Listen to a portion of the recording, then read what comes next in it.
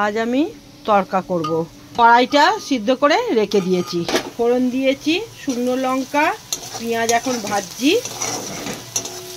দেবো আদা রসুনের পেস্ট।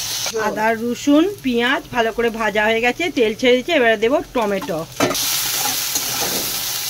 এবারে দেব তরকা মশলা, লঙ্কা গুঁড়ো, হলুদ গুঁড়ো, দই, চিনি, স্বাদ মতো নুন আর রসুন ধোয়ার মধ্যে জলটা ভেজে নেব।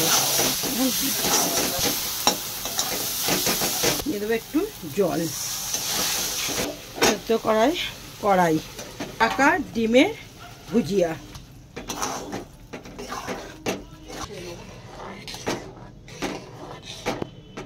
মানে এটা এক তরকা হয়ে গেছে। এবারে আমি উপরে একটু ঘি দিয়ে দেবো আর দেবো ধনেপাতা কুচি ছড়িয়ে একটু চাপা দিয়ে রাখবো, তাহলে ধনেপাতা সেন্টটা ছাড়বে ভালো।